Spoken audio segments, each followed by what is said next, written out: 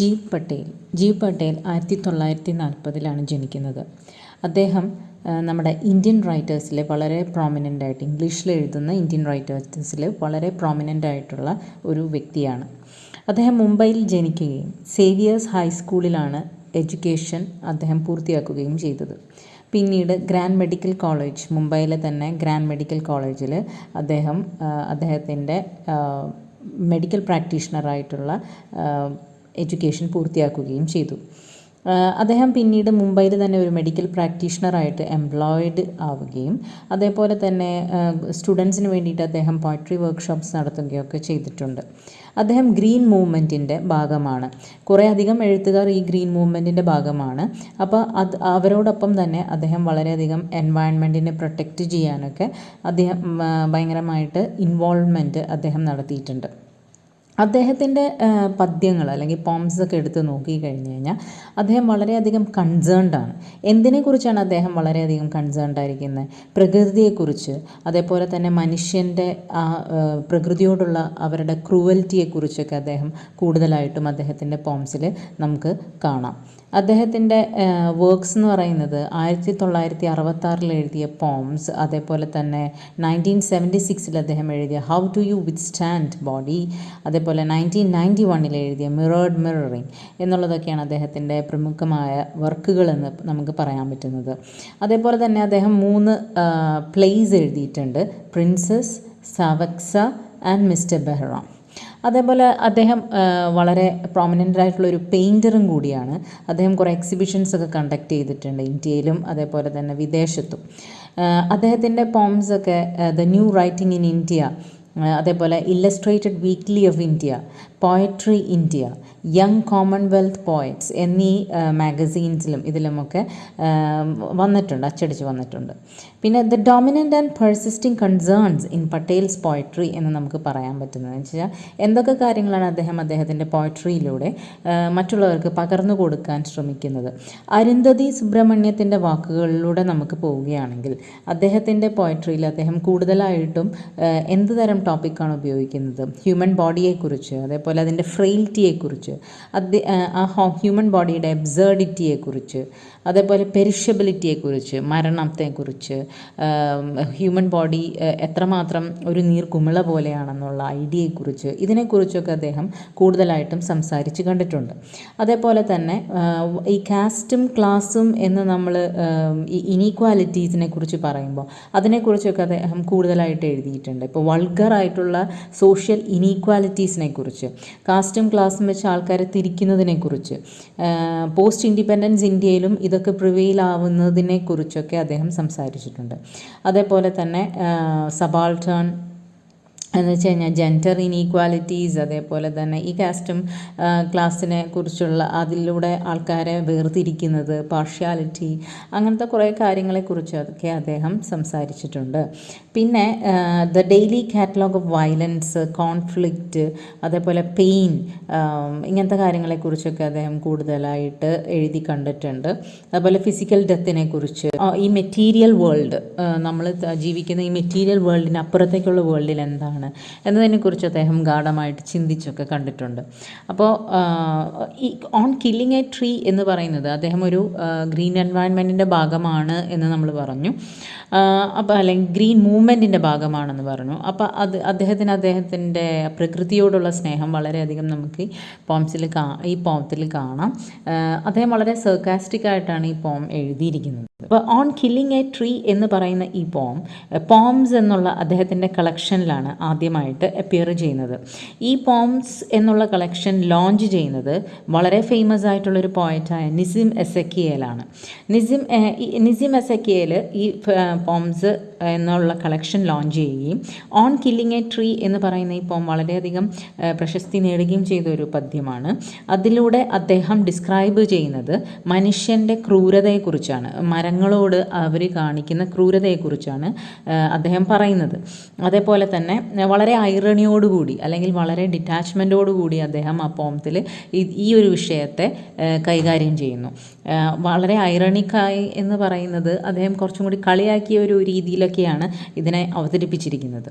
അപ്പോൾ ഇതിൻ്റെ step by step process ആണ് നമുക്ക് ഈ പദ്യത്തിലൂടെ അദ്ദേഹം കാണുന്നത്. എങ്ങനെ ഒരു മരത്തിനെ കൊല്ലാം, അല്ലെങ്കിൽ എങ്ങനെ അതിനെ വേരോടെ അങ്ങ് പിഴുതെറിയാം, അതിൻ്റെ ജീവൻ എങ്ങനെ അങ്ങ് പറിച്ചങ്ങോട്ട് കളയാം എന്നുള്ള ആ ഒരു സ്റ്റെപ്പ് ബൈ സ്റ്റെപ്പ് ഒരു കുറച്ചധികം സ്റ്റെപ്സുകളോടുള്ളൊരു പ്രോസസ്സാണ് അദ്ദേഹം ഈ പദ്യത്തിലൂടെ ഡിസ്ക്രൈബ് ചെയ്തിരിക്കുന്നത്. The tree has grown slowly consuming the earth. അപ്പോൾ അദ്ദേഹം ആ വളർച്ച, ഒരു മരത്തിൻ്റെ വളർച്ചയെക്കുറിച്ചും ആ വളർച്ച എല്ലാം കഴിഞ്ഞതിന് ശേഷം മനുഷ്യൻ അതിനോട് കാണിക്കുന്ന ക്രൂരതയെക്കുറിച്ചുമാണ് ഈ പദ്യത്തിൽ പറയുന്നത്. അപ്പം ട്രീ വളരെയധികം പതുക്കെയാണ് വളരുന്നത്. ഭൂമിയിൽ വേരൂന്നി ആ വേരിലൂടെ എല്ലാവിധ അതിന് വളർച്ചയ്ക്ക് ആവശ്യമുള്ള എല്ലാവിധ കാര്യങ്ങളും അത് വലിച്ചെടുത്ത് സാവധാനം വളർന്ന് അങ്ങ് വരികയാണ്. അത് കുറേ കാര്യങ്ങൾ വലിച്ചെടുക്കുന്നുണ്ട്. അതിനാവശ്യമുള്ള വെള്ളം, അതിനാവശ്യമുള്ള വായു, അതിനാവശ്യമുള്ള സൺഷൈൻ, ഇതെല്ലാം അതും വലിച്ചെടുക്കുന്നുണ്ട്.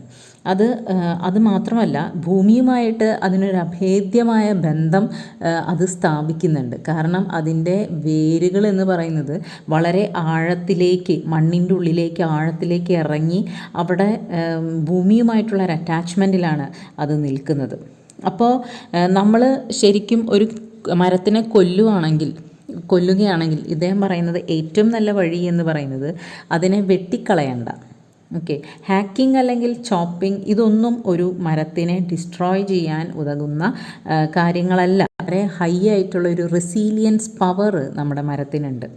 അതിന് എന്തും നമ്മൾ കാണിക്കുന്ന ക്രൂരത എന്തും അതിനെ ആക്സെപ്റ്റ് ചെയ്യാൻ പറ്റുക എന്ന് മാത്രമല്ല, അതിലൂടെയൊക്കെ വളർന്ന് അത് വീണ്ടും വളർച്ച പ്രാപിക്കാനുള്ള ചാൻസ് കൂടുതലാണ്.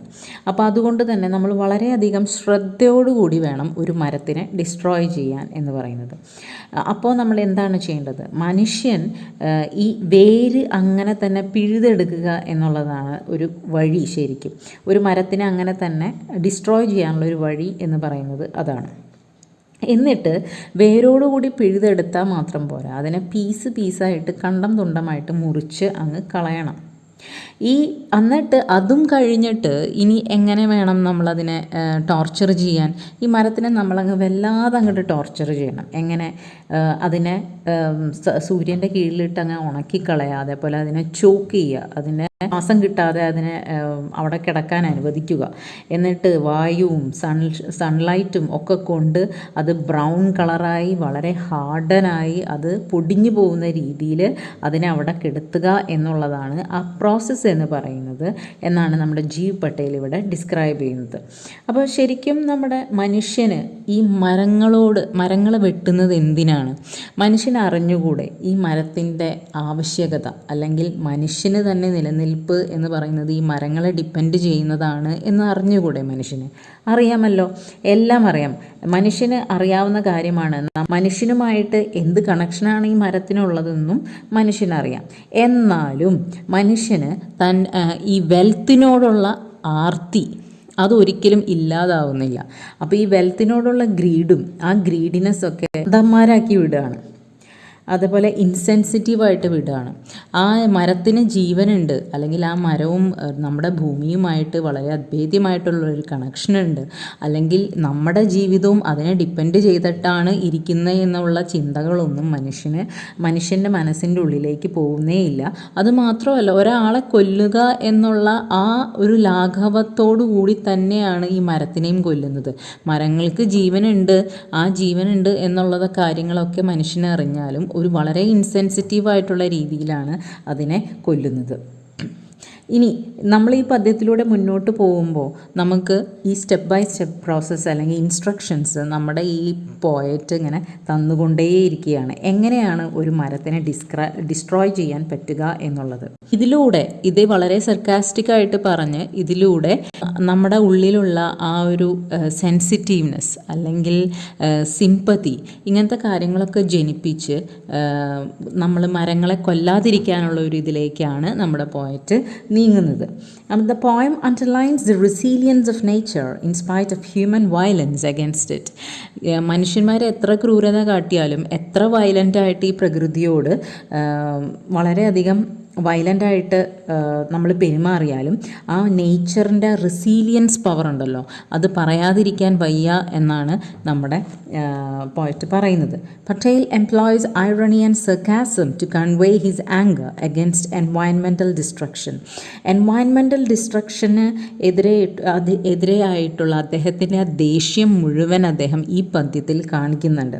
അദ്ദേഹം വളരെ ഐറണിക്കായിട്ടും അതേപോലെ വളരെ സർക്കാസ്റ്റിക്കുമായിട്ടാണ് ആ ഒരു ദേഷ്യം മുഴുവൻ അദ്ദേഹം ഈ പദ്യത്തിലൂടെ പറഞ്ഞു തീർക്കുന്നത്. However, the poem is open for multiple interpretations. പക്ഷേ എന്നാലും ഇത് വായിക്കുന്ന റീഡറിനെ ഡിപ്പെൻഡ് ചെയ്തിട്ടാണ് ഈ പദ്യം ഇരിക്കുന്നത്. നമ്മൾക്ക് അറിയാം, ഒരു വായനക്കാരൻ്റെ മനസ്സിലൂടെ ഓടുന്ന അല്ലെങ്കിൽ അദ്ദേഹത്തിൻ്റെ ജീവിതത്തിൽ അദ്ദേഹം അനുഭവിച്ച എക്സ്പീരിയൻസുകളിലൂടെ അദ്ദേഹം നേടിയെടുത്ത കുറേയധികം തോട്ട്സും കാര്യങ്ങളൊക്കെ ഉണ്ടാവും. അപ്പോൾ അതിനെയൊക്കെ ഡിപ്പെൻഡ് ചെയ്തിട്ടാണ് ഓരോ വായനക്കാരൻ്റെയും ഇൻ്റർപ്രിട്ടേഷൻസ് ഇരിക്കുന്നത്. അത് ഏത് ടെക്സ്റ്റ് ആയിക്കൊള്ളട്ടെ, സ്റ്റോറി ആയിക്കൊള്ളട്ടെ, പദ്യമായിക്കൊള്ളട്ടെ, ഇതെല്ലാം ഇൻ്റർപ്രറ്റ് ചെയ്യാൻ റീഡർക്ക് മാത്രമാണ് അവകാശം. അപ്പോൾ ഇത് മൾട്ടിപ്പിൾ ഇൻ്റർപ്രിട്ടേഷൻസിന് ഓപ്പണാണ് ഈ പദ്യം എന്ന് പറയുന്നത്. ആൾക്ക് എങ്ങനെ വേണമെങ്കിലും ഇത് ഇൻ്റർപ്രറ്റ് ചെയ്യാവുന്നതാണ്. It seems to speak of persistence if we want to eradicate a problem. ഒരു പ്രോബ്ലം ഇറാഡിക്കേറ്റ് ചെയ്യണമെങ്കിൽ അല്ലെങ്കിൽ ഒരു പ്രോബ്ലം ഇല്ലാതാക്കണമെങ്കിൽ നമുക്ക് പെർസിസ്റ്റൻസ് എന്ന് പറയുന്ന ഒരു കാര്യം വളരെ വളരെ അത്യാവശ്യമാണ്. അപ്പോൾ ആ പെർസിസ്റ്റൻസിനെ കുറിച്ചാണ് നമ്മുടെ പോയറ്റ് ഇതിലൂടെ പറയുന്നത്. The source of the problem needs to be removed for its total eradication. ഈ പ്രോബ്ലം, എന്ത് പ്രോബ്ലമാണോ നമ്മൾ നേരിടുന്നത് അത് അങ്ങനെ തന്നെ വേരോടുകൂടി പറിച്ചെറിയുക എന്നുള്ളത് മാത്രമാണ് ഒരു പോംവഴി എന്ന് ഈ പോയറ്റ് ഇതിലൂടെ പറയുന്നു. Language of On Killing a Tree is simple and the diction has remarkable evocative power. ഈ ഓൺ കില്ലിങ് എ ട്രീ എന്ന് പറയുന്ന ഈ പദ്യത്തിൽ അദ്ദേഹം ഉപയോഗിച്ചിരിക്കുന്ന ഭാഷ എന്ന് പറയുന്നത് വളരെ സിമ്പിളാണ്. അതേപോലെ അദ്ദേഹത്തിൻ്റെ ഡിക്ഷൻ എന്ന് പറയുന്നത് വൊക്കാബുലറി അല്ലെങ്കിൽ വേർഡ്സ്, ഇതിൽ യൂസ് ചെയ്തിരിക്കുന്ന വേർഡ്സൊക്കെ വളരെ ഇവോക്കേറ്റീവ് ആണ് അല്ലെങ്കിൽ പവർഫുള്ളാണ്. പക്ഷേ എന്നാലും വളരെ സിമ്പിളായിട്ട് ആൾക്കാർക്ക് മനസ്സിലാവുന്ന രീതിയിലാണ് നമ്മുടെ പോയറ്റ് ഈ പദ്യം എഴുതിയിരിക്കുന്നത്. The poem is an apt commentary on A major environmental issue, mindless deforestation that human beings face today. ഒരു എൻവയൺമെൻറ്റൽ ഇഷ്യൂ ആണ് നമ്മുടെ മുമ്പിൽ എടുത്തു കാണിക്കുന്നത്. കാരണം മനുഷ്യന്മാർ ഒരിക്കലും ചിന്തിക്കാത്ത തരത്തിൽ, എന്നുവെച്ചാൽ അവർ ചിന്തിക്കുന്നേയില്ല, ഇതിൻ്റെ വരും വരായികൾ ചിന്തിക്കുന്നേയില്ല, അവരുടെ ലൈഫിൽ ഇതെങ്ങനെ എഫക്റ്റ് ചെയ്യും എന്നുള്ളതും വരും തലമുറയ്ക്ക് ഇത് എങ്ങനെ ഒരു ഡേഞ്ചറായിട്ട് മാറാം എന്നുള്ളതൊന്നും ചിന്തിക്കാതെ ഡീഫോറസ്റ്റേഷൻ നടത്തുന്ന ഹ്യൂമൻ ബീയിങ്സിനെ കുറിച്ചാണ് പദ്യത്തിൽ നമ്മുടെ പോയറ്റ് എടുത്ത് കാണിക്കുന്നത്. Quite characteristic of Patel, the tone of the poem is flat, dispassionate, event offhand, wary of any attempt to ennoble, prettify or sentimentalize the subject matter. Patel അല്ലെങ്കിൽ ജി പട്ടേലിൻ്റെ ക്യാരക്ടറിസ്റ്റിക്സ് അനുസരിച്ച് അദ്ദേഹത്തിൻ്റെ പോം എന്ന് പറയുന്നത്, അതിൻ്റെ ടോൺ എന്ന് പറയുന്നത് ഫ്ലാറ്റാണ്, അതേപോലെ ഡിസ്പാഷനേറ്റ് ആണ്, അതേപോലെ തന്നെ വളരെ സെൻറ്റിമെൻ്റലൈസായിട്ട് ഈ സബ്ജക്റ്റ് മാറ്ററിനെ അദ്ദേഹം നമ്മുടെ മുൻപിൽ അവതരിപ്പിക്കുന്നുണ്ട്. അദ്ദേഹത്തിൻ്റെ സെൻറ്റിമെൻറ്റ്സ് മുഴുവൻ അദ്ദേഹം ഈ പദ്യത്തിൽ കൊടുത്തിട്ടുണ്ട്.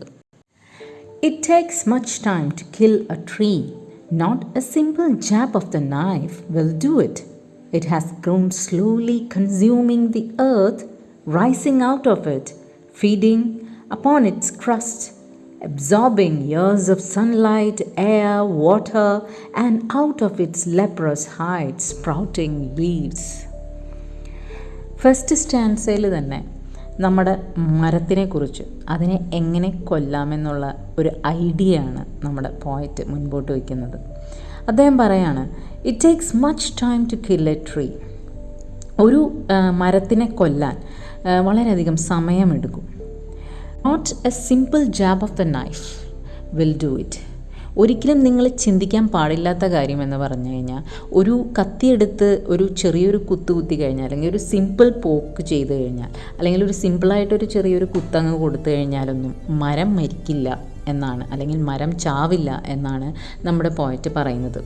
അതിന് വലിയൊരു പ്രോസസ്സിലൂടെ നിങ്ങൾ പോകേണ്ടതുണ്ട് എന്നാണ് നമ്മുടെ പോയറ്റ് പറയുന്നത്. It takes much time to kill a tree, not a simple jab of the knife will do it. നിങ്ങളങ്ങനെ ചിന്തിക്കുകയേ വേണ്ട എന്നുള്ളതാണ് ഇവിടുത്തെ കാര്യം. It has grown slowly consuming the earth. ഇത് എങ്ങനെയാണ് ഈ മരം വളരണേ എന്ന് നിങ്ങൾക്കറിയാമോ? ഇത് ഭൂമിയിലെ എല്ലാ കാര്യങ്ങളും, ഭൂമിയുടെ അടിയിലുള്ള എല്ലാ മിനറൽസും മെറ്റീരിയൽസും അങ്ങനത്തെ എല്ലാ കാര്യങ്ങളും, അതിനാവശ്യമായിട്ടുള്ള കാര്യങ്ങൾ മുഴുവൻ വലിച്ചെടുത്ത് അത് കൺസ്യൂം ചെയ്യാണ്. It is consuming the earth and it is growing slowly. വളരെയധികം സ്ലോ ആയിട്ടാണ് ഇത് വളർന്ന് മുന്നോട്ട് വരുന്നത്.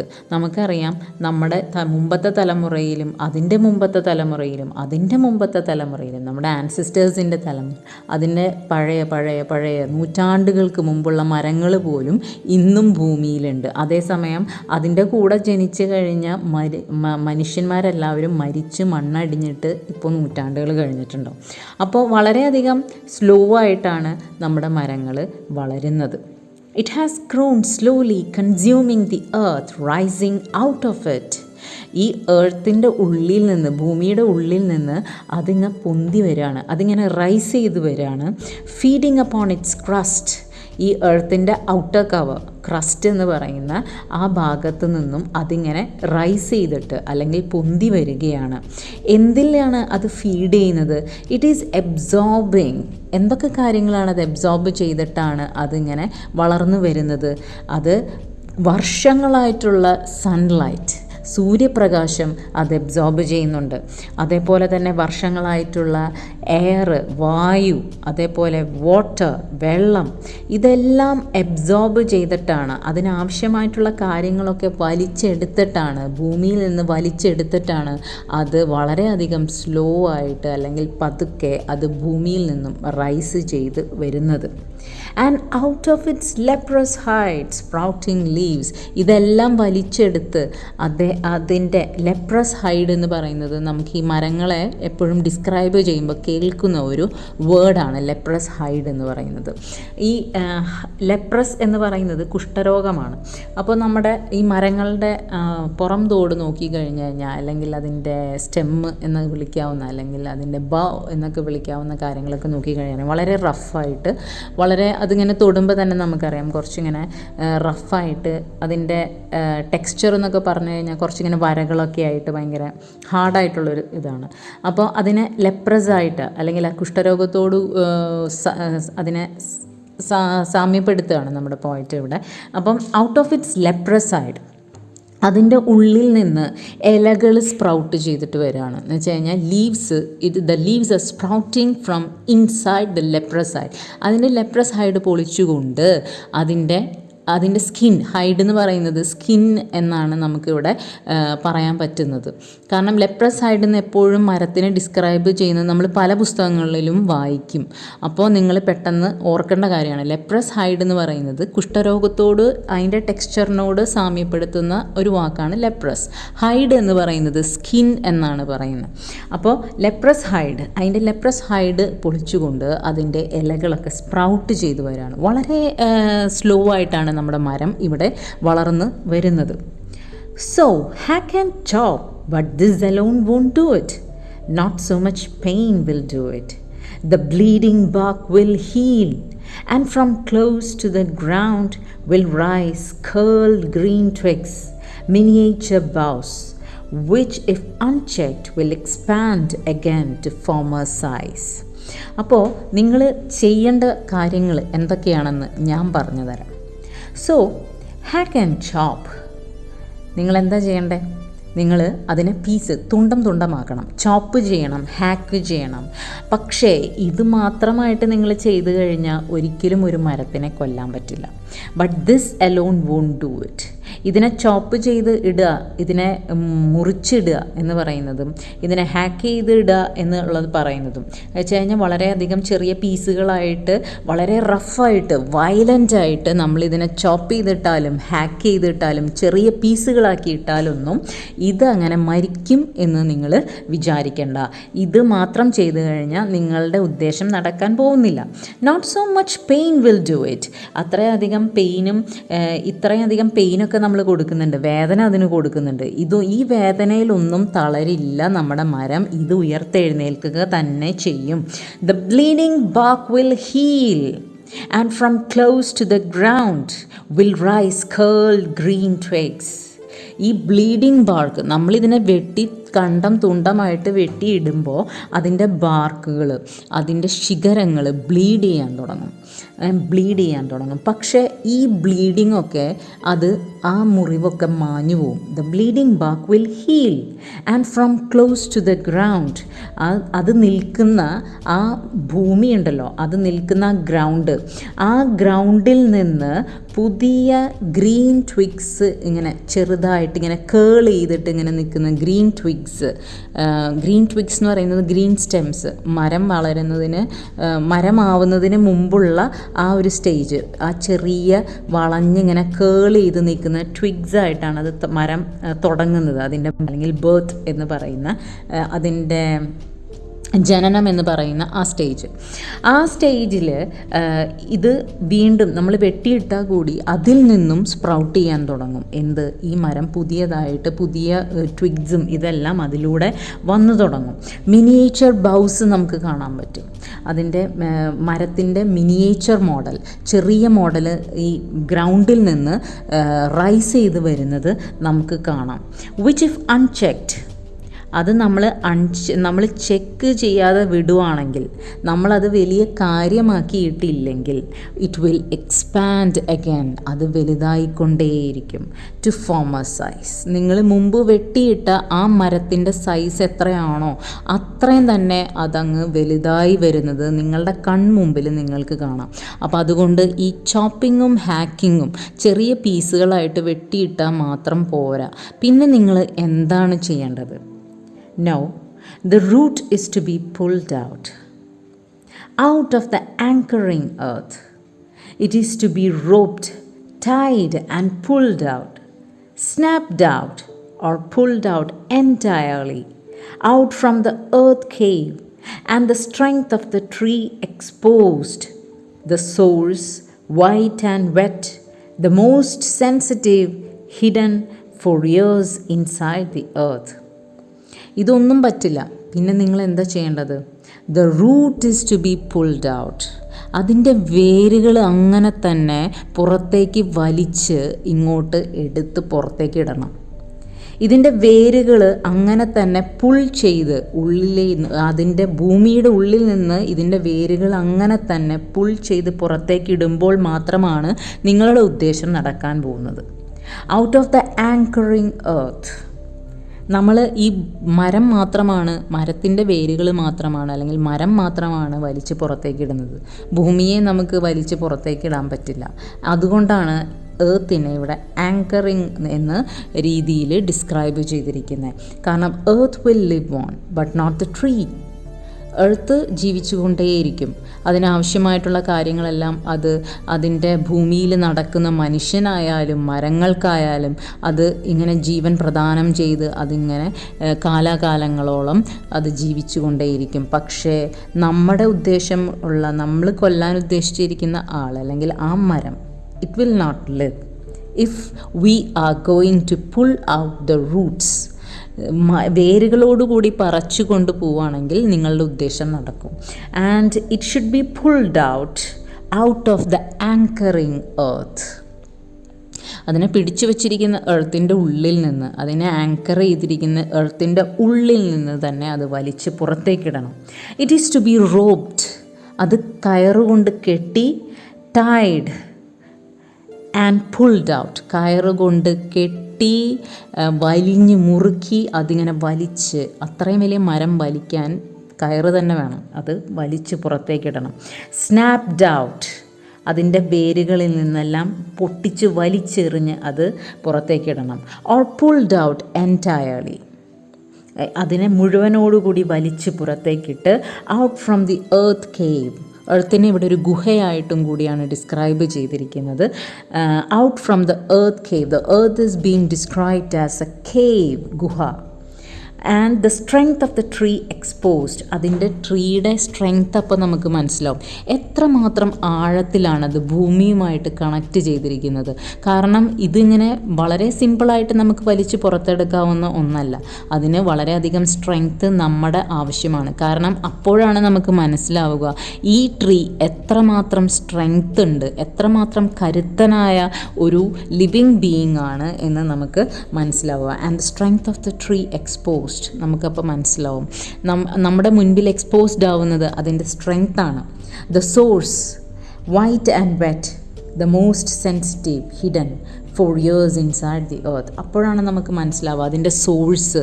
ഈ സോഴ്സ് എന്ന് പറയുന്നത് അതിന് ജീവൻ പ്രദാനം ചെയ്യുന്ന, അല്ലെങ്കിൽ അതിൻ്റെ സ്ട്രെങ്ത് പ്രദാനം ചെയ്യുന്ന ഈ സോഴ്സ് നമ്മൾ ഈ മരത്തിൻ്റെ അടിയിലേക്ക് നോക്കുമ്പോഴാണ് അവിടെയാണ് നമുക്ക് മനസ്സിലാവുന്നത് ഇതിൻ്റെ സോഴ്സ് മുഴുവൻ കിടക്കുന്നത് ഭൂമിയുടെ ഉള്ളിലായ, അല്ലെങ്കിൽ ഗുഹയായ ഭൂമിയുടെ ഉള്ളിലുള്ള ഈ വേരിലാണ് ഇതിൻ്റെ സ്ട്രെങ്ത് മുഴുവൻ കിടക്കുന്നത്, അല്ലെങ്കിൽ ഇതിൻ്റെ സോഴ്സ് ഓഫ് എനർജി മുഴുവൻ കിടക്കുന്നത് എന്ന് നമുക്ക് മനസ്സിലാവുന്നത്. It is described as white and wet.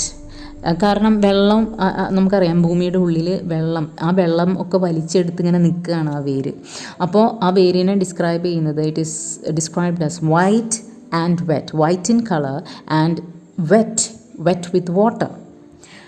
The most sensitive, ഈ ട്രീയുടെ ഏറ്റവും സെൻസിറ്റീവായിട്ടുള്ള പാർട്ട് എന്ന് പറഞ്ഞു കഴിഞ്ഞാൽ നമ്മുടെ ഈ വേരുകളാണ്.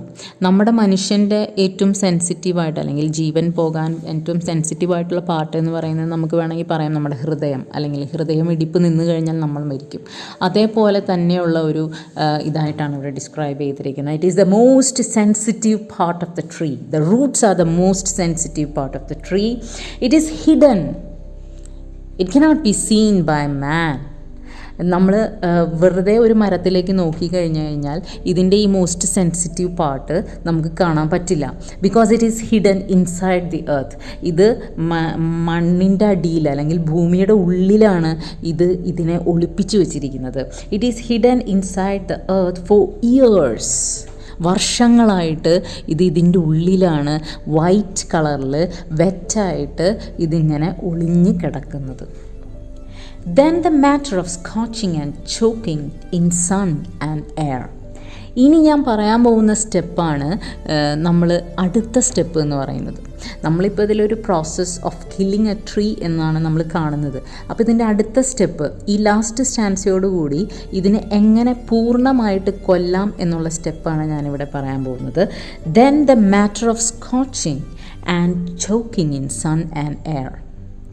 സൂര്യപ്രകാശത്തിൽ, സൂര്യൻ്റെ അടിയിൽ, അല്ലെങ്കിൽ സൂര്യനും വായുവും, ആ ചൂടും വായുവും എല്ലാം കൂടി ചെന്ന് ഈ മരം പിഴുതെറിഞ്ഞ മരം അവിടെ കിടക്കുന്നുണ്ടെങ്കിൽ, ഈ സൂര്യൻ്റെ ചൂടും അതേപോലെ തന്നെ വായുവും എല്ലാം കൂടി ചെല്ലുമ്പോൾ ഇത് സ്കോർച്ചിങ്ങിന് അധികം ഇതിന് വെള്ളമൊക്കെ വറ്റി, കാരണം ഇതിന് റൂട്ടിന് ഇനി വെള്ളമൊന്നും വലിച്ചെടുക്കാനുള്ള കഴിവില്ല.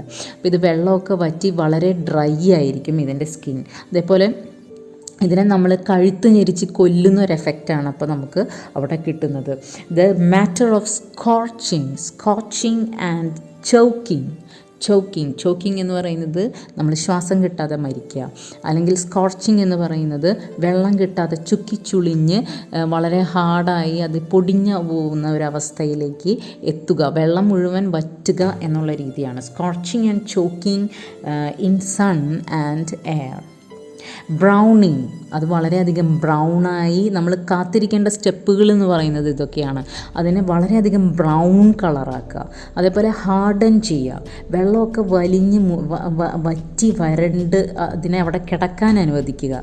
Twisting, withering and then it is done. ഈ സ്റ്റെപ്പുകളെല്ലാം കഴിയുമ്പോൾ, ഈ ട്വിസ്റ്റിങ് കഴിഞ്ഞു, അതേപോലെ തന്നെ വിതറിങ് കഴിഞ്ഞു, ലൈഫൊക്കെ പോയി, ഇതിൻ്റെ വെള്ളമൊക്കെ വറ്റി, ഇത് ഒരിക്കലും ചത്ത് മലച്ച് അതിങ്ങനെ ഒരു ഹാർഡായിട്ടുള്ളൊരു സാധനമായിട്ട് കിടക്കുക, ലൈഫ് ഒന്നുമില്ലാതെ, ജീവനൊന്നുമില്ലാതെ കിടക്കുക. ആ ഒരു ലാസ്റ്റ് പ്രോസസ്സും കൂടി കഴിഞ്ഞാൽ, അല്ലെങ്കിൽ ആ ലാസ്റ്റ് സ്റ്റേജും കൂടി കഴിഞ്ഞാൽ നിങ്ങളുടെ ഉദ്ദേശം നടന്നു കഴിഞ്ഞു. And then it is done. നിങ്ങൾ എന്താണോ ചെയ്യാൻ ഉദ്ദേശിച്ചത്, നിങ്ങളൊരു മരത്തിനെ കൊല്ലാനാണ് ഉദ്ദേശിച്ചത് അല്ലേ, അത് ഇതോടുകൂടിയാണ് നിങ്ങൾക്ക് അതിൻ്റെ റിസൾട്ട് കിട്ടുന്നത്. അപ്പോൾ ഈ സ്റ്റെപ്സ് ഒന്നും ഫോളോ ചെയ്യാൻ നിങ്ങൾ മറക്കരുത് എന്നാണ് ജീവ് പട്ടേൽ ഈ പദ്യത്തിൽ പറഞ്ഞു വയ്ക്കുന്നത്.